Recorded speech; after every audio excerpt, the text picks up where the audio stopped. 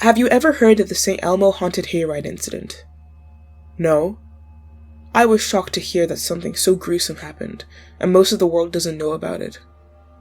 I live in New Jersey and made some new friends who recently moved from Colorado. Their names are Steph and Brianna. I started sharing some creepy stories about New Jersey, like something called the Watcher House, and a haunted street called Clinton Road. After sharing these stories, I had asked if Colorado had any weird stories, and quite honestly, I thought they were making it up. But they both told their own parts of the story with such detail that there was no way they both created that tale on the spot. Steph started with her part of the story. You may or may not know that Colorado has a decent amount of farmland. A lot of these farms do haunted hayrides around Halloween to raise some funds and give families a spooky night out. Me and Brianna used to go to the same one every year, but we got bored of the same old routine. First the trucks beep at you, then the ghost lady jumps out from behind the big oak tree, and it ends with some farmers holding pitchforks chasing you down the hay track you're on. It's fun, but we knew the whole thing by heart. Just at the right time, a new haunted hayride appeared in St. Elmo, and it was $10 cheaper than the usual one. So me and my Brianna decided to go and change things up. And since we were both 18 that year, we were able to drive ourselves there so we could go further away without bugging anyone for a ride. Anyways, things got weird as soon as we showed up to buy our ticket. The kid in the ticket booth kept commenting that it was nice to see some young girls because he couldn't stand to see families anymore.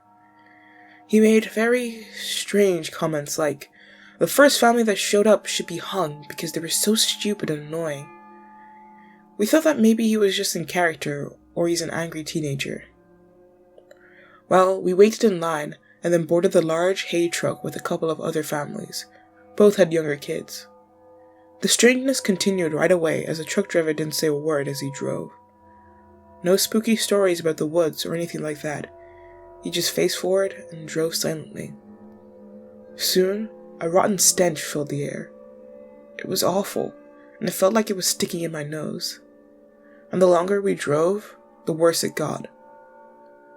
One of the little kids even got sick, and the mother requested that the driver let them off early, but he completely ignored her. After an extremely awkward and smelly 20 minutes, the driver stopped at the beginning of a large cornfield and said, "Get out." Me and Brianna were terrified at this point, but we assumed that they were just doing a really good job. We entered the muddy cornfield and slipped a little bit with every step. That's when things went from bad to worse.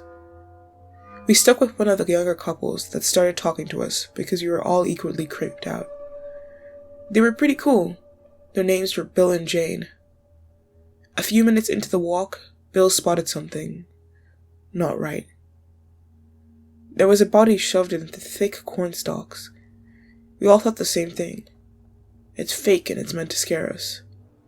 So we kept walking. Then, we passed another body. And then another body. Except this time the corpse we saw was the mother who asked the driver to turn around. Now we were all freaked out a little bit. Bill, trying to calm us down, said that she was probably a fake guest that was planted there to make the experience feel real. We all decided that we should stop wandering around and actually find a way out. Turns out that's much easier said than done, especially when the sun is going down. We kept making turns, passing bodies and slipping in mud. Suddenly, we heard Bill yell, "Jane! Jane!" We turned around and Jane was gone. We started looking all around when Bill noticed the mud had a trail dragging it leading into the stalks. So we ran in to find her. Me and Brianna waited for about 15 minutes. We started thinking they found the way out and never told us. So we continued walking. Finally, we hit a long stretch of straight path that seemed to lead out of the maze. We ran forward, slipping and sliding all over each other, when suddenly, in the distance, we saw a large man who was wearing a potato sack over his head and holding a machete in his right hand. He was dragging a body with his left hand.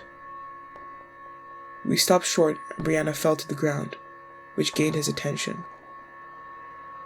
He stopped and looked over right at us. I felt my heart was going to pound right out of my chest.